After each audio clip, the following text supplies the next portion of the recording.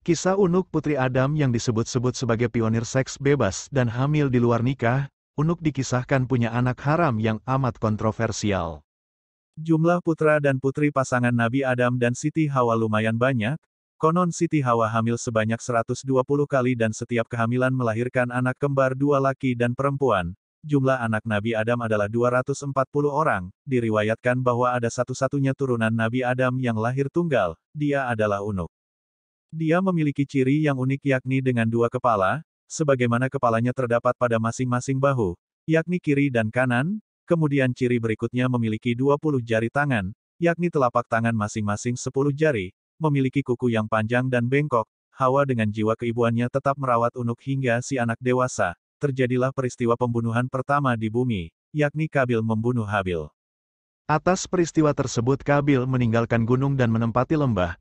Maka terpisahlah kedua kelompok anak Adam dengan balada yang berbeda. Kelompok yang beriman bersama Adam dan Hawa menempati puncak gunung, sementara Kabil dan keturunannya menempati lembah.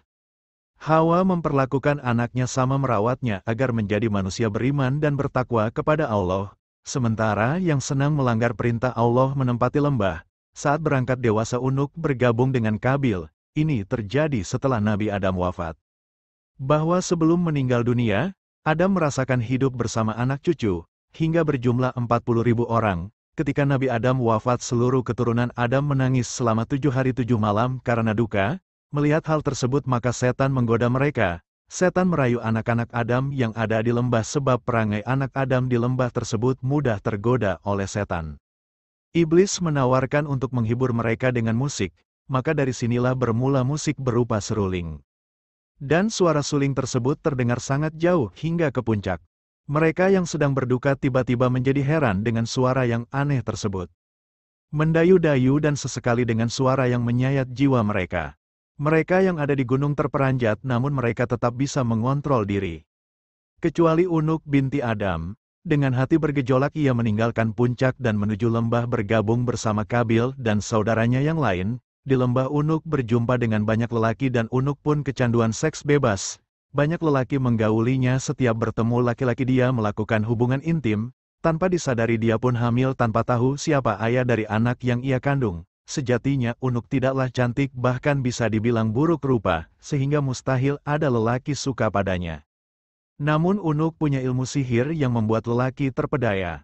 Ia bisa menaklukkan tiap lelaki yang dikehendakinya. Unuk akhirnya melahirkan anak lelaki bernama Auj bin Unuk.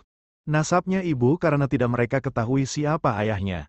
Siti Hawa sedih atas lelakuan putrinya itu, maka beliau pun berdoa kepada Allah agar anaknya tersebut segera lenyap dari muka bumi. Allah pun mengutus singa sangat besar yang melebihi ukuran gajah. Singa menyerang Unuk merusak seluruh badannya. Inilah kematian pertama oleh binatang. Auj tumbuh menjadi orang yang sangat besar tubuhnya. Tingginya mencapai 600 siku orang dahulu yaitu sama dengan 1,5 siku orang sekarang dan lebarnya seukuran itu. Sampai-sampai ada sebuah riwayat ketika angin topan datang, angin tersebut tingginya tidak melebihi lutut Auj. Apabila dia duduk di atas gunung tangannya dia ulurkan ke laut mengambil ikan dan kemudian memanggangnya di matahari. Dan apabila dia marah kepada sebuah penduduk kampung, dia mengencingi mereka sehingga mereka tenggelam dalam air kencingnya. Auj menguasai sebuah penduduk kampung. Auj bin Unuk hidup berumur 4.500 tahun. Pada era Nabi Nuh Auj bin Unuk berjasa membantu sang Nabi mengangkut kayu-kayu besar untuk membuat kapal. Allah memerintahkan Nabi Nuh pergi ke Kufah untuk mengangkut pohon saj. Nabi Nuh bingung bagaimana cara mengangkutnya, maka Allah memberi wahyu kepadanya bahwa Auj bin Unuk bisa memikulnya. Maka Nabi Nuh mendatangi Auj dan memintanya memikulkan kayu tersebut untuknya. Auj berkata, "Aku tidak akan memikulnya kecuali engkau mengenyangkanku dengan roti." Kebetulan pada waktu itu Nabi Nuh membawa 3 roti.